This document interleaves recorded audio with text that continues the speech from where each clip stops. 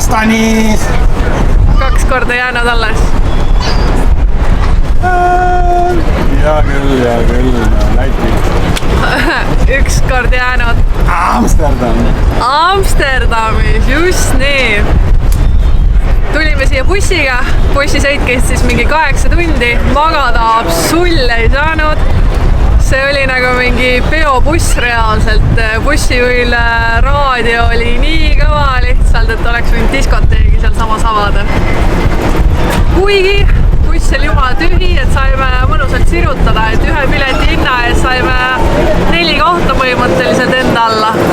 Et saime kohe jalad välja sirutada, jalgu puhata, aga no mis sellest kasu on, kui und ei saanud. Siis jõudsime 5:55 Amsterdami ja siin on nagu jõhkralt külm võrreldes sellega, millega me juba harjunud oleme. Kanadas algas suvi juba mingi aprillis-mais.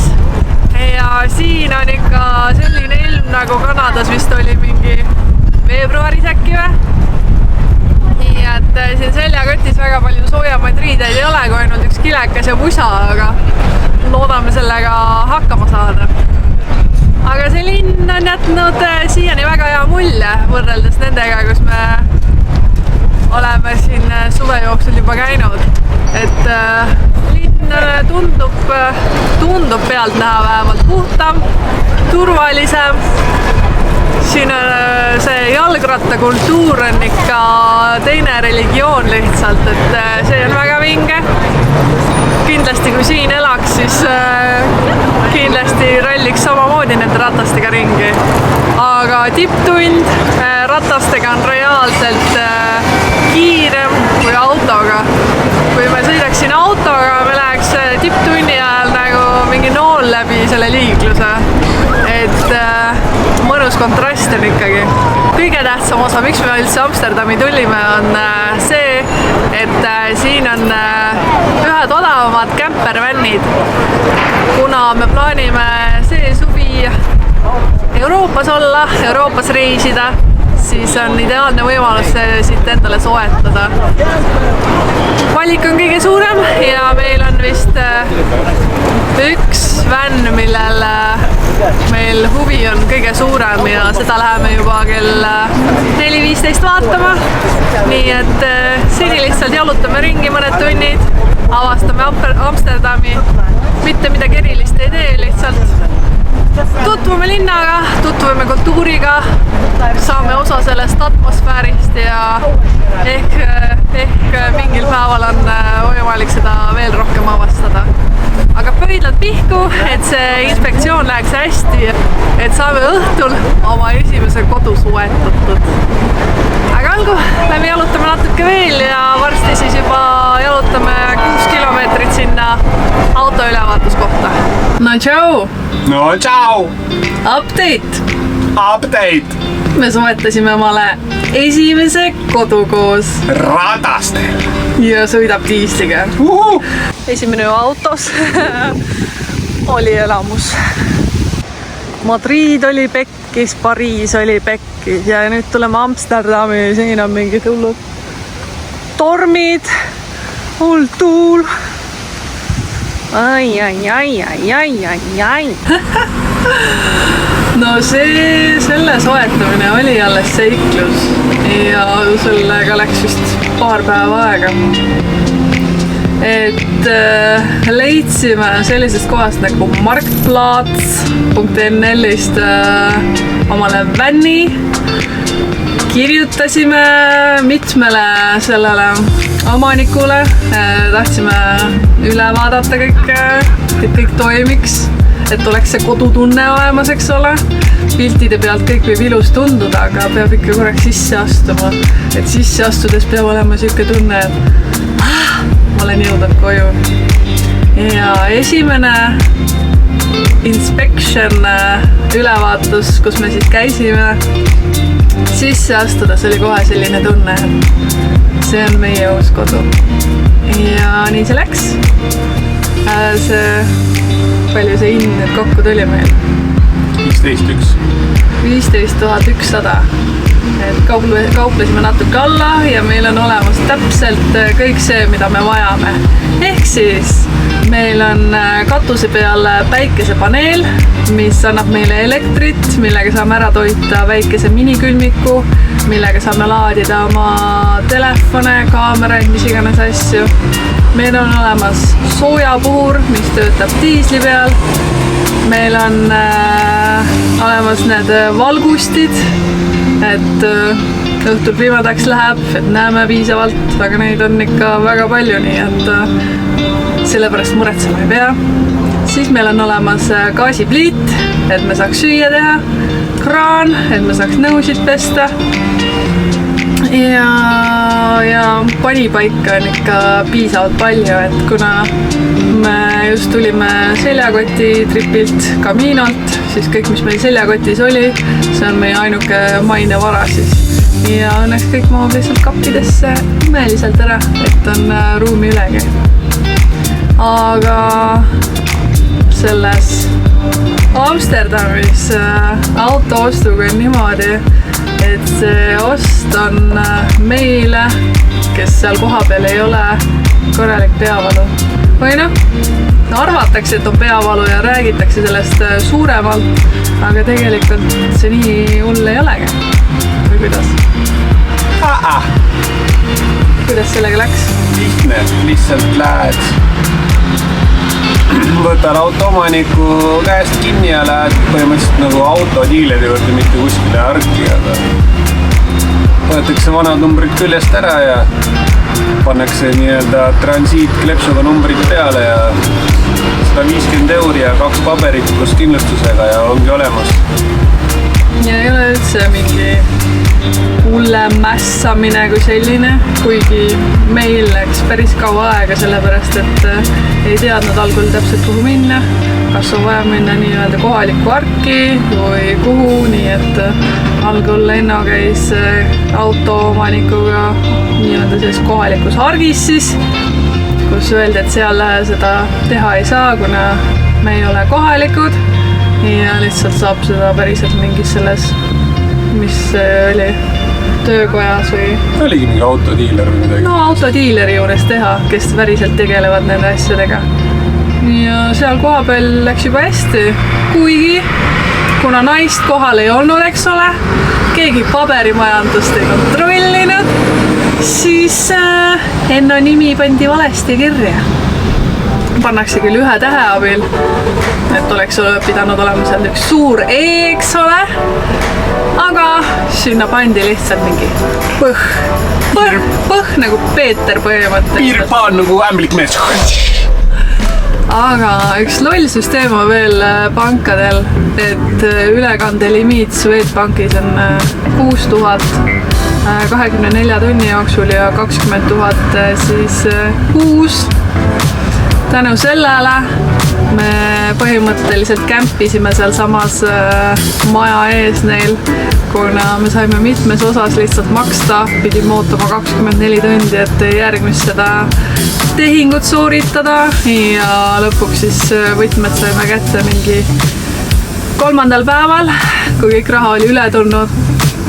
Aga see perekond oli mega armas, hästi sõbralik, pereema oli nagu siuke peresümbol, hästi soe, siiras ja oli ka just Eesti sellelt ringireisilt tulnud. Me pereema veel siin viimasel hommikul tegi veel kohvi, muretses ikka, et meil oleks kõik olemas, saime nende juures käia duši all, pidime koputama, kui tahtsime tualettruumi, kuigi meil on siin mingi kaasas kantav selline väike tualettpott ka kriisiolukordadeks, aga me ilmselgelt ei taha seda kasutada. See on voodi all ja me ei taha ringi sõita, et midagi siin loksub kaasa.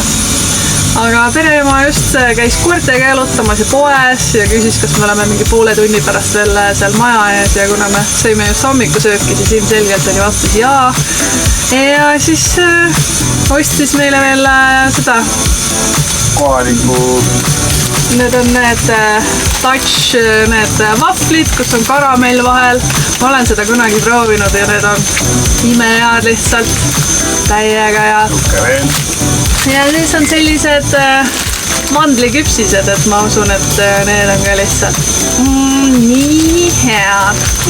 Meil ongi väike lõunapaus, salat, ostsime mingid krevette asju peale, et krevetid olid kusjuures odavam kui mingi tuunikala konserv, nii et läheb minna. Ja näeme Poolas, Eestis, ma ei tea veel, vaatame. Aga ma võtan teid kindlasti endaga kaasa, meiega kaasa. Jäädisu. Olete jõudnud Saksamaale. Deutschland! No nii, bussijuht ennokas. No? Kuidas uue bussiga sõita on, kuidas Nissan on? Nissanist oli laul ka ju. Minu väike Nissan. Oli ju. Nii väike valge Nissan. Väike valge. Värvime valgeks. Meie lilla Nissan. Sõit on kiire, me oleme Saksa kiirtee peal praegu. Kiirus on üle 300, aga jah. Võtab nii palju välja või? Ikka. Usso! Väike Nissan ju. Mis plaan on? Plaan on imada 3 tundi veel jutti otse kuskile järve äärde, siis lüüa. Kui see auto üleval on, mingi pool ratust veel välja ja tõmmata väikest saksa vitamiini. Ja lihtsalt chill. Siin kiireka peal enamus on lihtsalt rekkad kämperid ja sõiduautosid on nagu kõige vähem siin. Halloo! Otsereportaaž Saksamaalt Schwerineri järve äärest. Järve näha ei ole, kuna me oleme oma kodukeses ja väljas on juba pime. Me käisime just ennast kasmas. Panime niplid ette ja tulime tuppa tagasi. Kuna me ossime tee pealt mingit saksa õllet, siis premeerime enda seda esimest 720 kilomeetrit, mis me siin sõitnud oleme. Tee oli pikk. Kiirteel võis sõita 130-ga, aga see kiirus, millega seal sõideti, oli nagu... ei olnud 130. Mõnel lõigul reaalselt me lihtsalt seisime seal. Et uskumatu, et Saksamaal niimoodi on. Mõtlesin, et kõik panevad lihtsalt miu. Aga ei, istusime seal. Ja tänu sellele see sõit meil läks täna päris pikaks. Aga olgu! Tähistame siin edasi oma seda uue kodu soetamist ja teiega näeme juba homme, kui me sõidame edasi Poola poole, Eesti poole, kes teab, kus me lõpetame. Oi kui põnev, kui plaani ei ole ja aega on terve maa jälg lihtsalt. Head ööd!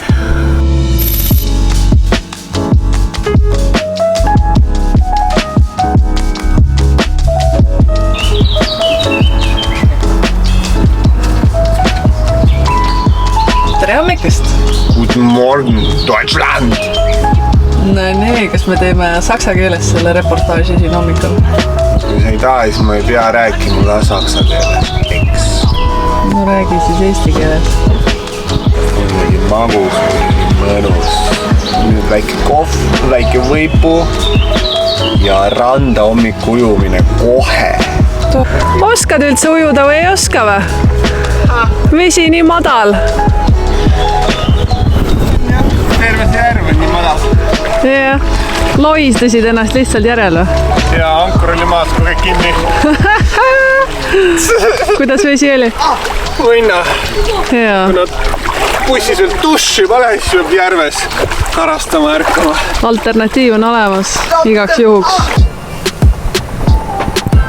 Kätte on jõudnud lõuna ja pidime oma seda uut armastust tankima ja samal ajal oleks enda kirjasse ka vaja midagi, nii et tegime omale salatid valmis ja peale seda jätkame teekonda.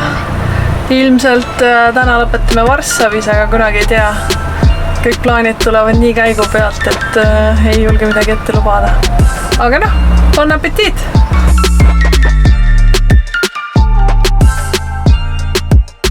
Oleme Varssavile nii lähedal, aga kuna kiirtee peal liiklus ei lähe väga kiirelt, siis meil see tänane päev on ikka väga aeglaselt kulgenud. Ja üks miinus selle bussi juures, kui siin duši sees ei ole, siis on natuke jamasti.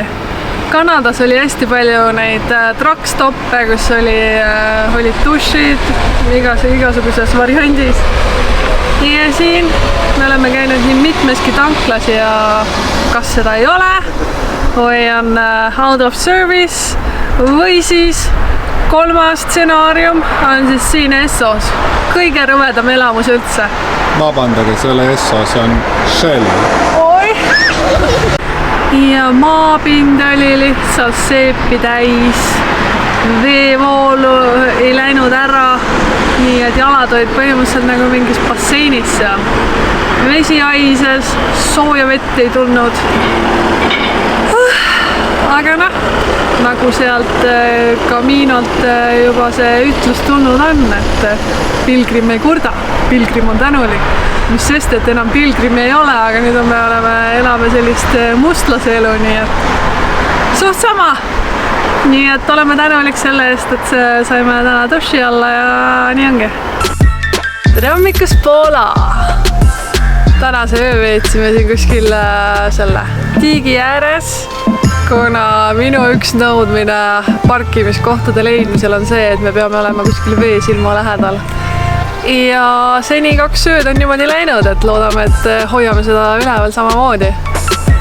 Aga me oleme kuskil 8 kilomeetrit Varssavist, plaanan minna sinna, jalutada natuke vanalinnas ja siis panna otse edasi Viljandi poole, mis teeb veel mingi 12 tundi sõitu, et loodame, et mingeid ummikuid ei ole ja jõuame ikka siuksele viisakal ajal koju. Et kindlasti mingi aasta aega ei ole juba koduseid näinud, nii et olen igatahes väga elevil ja loodame parimat. Ennal oli juba üks soovisaade käimas, et tellis emalt küpsise torti, nii et aga lähme Varssavisse.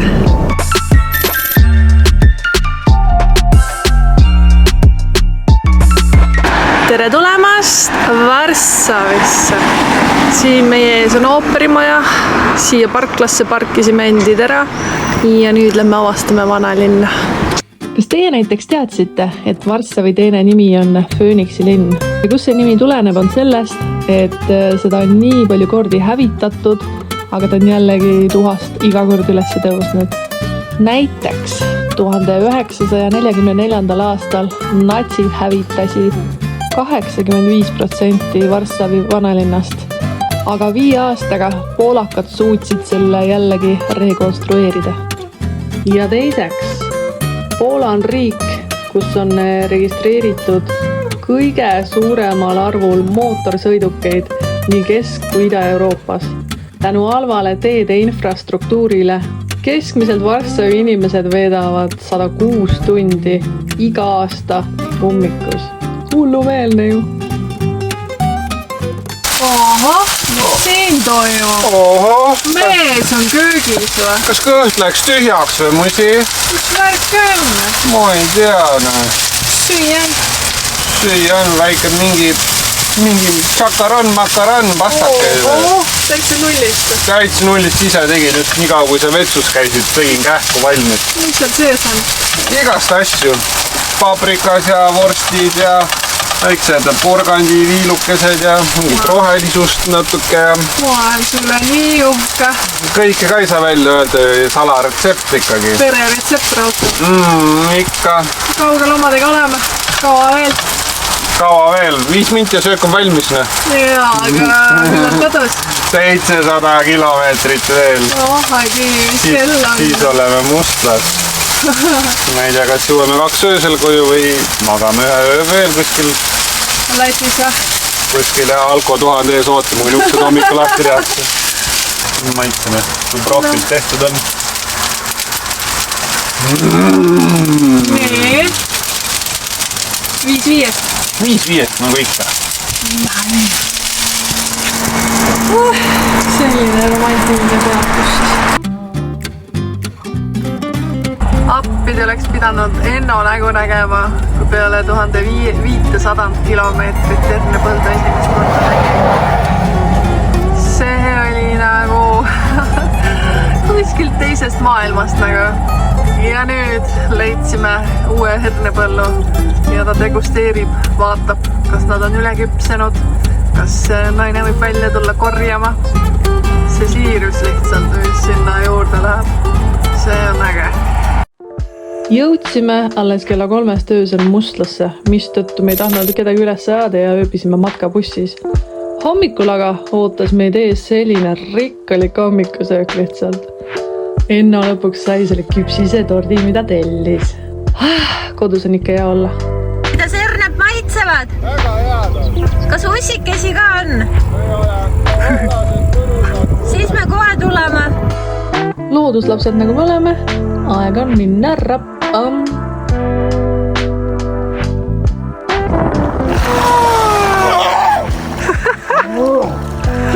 Võtsime suuna Hüpassaare õpperajale Viljandimaal Soomaa rahvuspargis. Rada on 4,4 kilomeetrine, seal on võimalik minna ka ujuma, et ennast maha jahutada. Soovitan! Järgmiseks sõitsime Alustvere mõisa, käisime ringi ja meil õnnestus näha neid imeilusaid loomi täiesti tasuta. Kuna me väga kaua ühe koha peal istuda ei oska ja tollel hetkel Eesti suvi oli ka meie jaoks väga jahe, siis võtsime sihi edasi Palanga poole. Palanga on siis Leedu kuurort linn, millest ilmselt kõik eestlased juba kuulnud on. Aga seal Palangal on 18 kilomeetrit valget liivaranda lihtsalt. Mõnusad, pehmed, valget liiva. Aga vahet ei ole, et tegemist on kuurort linnaga, kui see kuurort linn asub Balti mere ääres. Balti meri ei ole kunagi soe. Isegi südasuvel võib Balti meri Palangal olla vaid 20 kraadi. Isegi sellise tuulise ilmaga Palanga oli lihtsalt inimestest pungil. Aga tänu sellele ka toitlustuskohtades olid meeletud toidu ootamise järjekorrad. Võit toodi lauda mingi pooletunniste vahedega, mis minu jaoks ei ole okei. Minu arust inimesed peaksid samal ajal toidu kätte saama. Aga ju siis leedukatel ei meeldi koos einestada oma sõprade ja tuttavate ja armsamatega. Kuna Palangal telkimine mere ääres on metsikult kallis, siis leidsime alternatiivi Palangalt natuke väljaspool järve ääres. Tubli! Kõige tublim üldse. 3 sõna Eesti raadiole. Metsamees. 2 sõna veel. Ja 3. No tuli kõik ära. Tugev Eesti mees. Selle kämpimiskoha juures kõige huvitavam on see, et ületee on tasuline kämpimine ja järve pool, kus saab täpselt järve äärde oma telgi panna. See osa on täiesti tasuta. Lisaks sellele see ei ole nii tuuline nagu Palanga ja vesi on nagu meeletult soe. Aitäh, et sa kuulasid ja vaatasid ning näeme juba siis, kui hakkame matkabussiga Euroopas ringi sõitma. Tšau!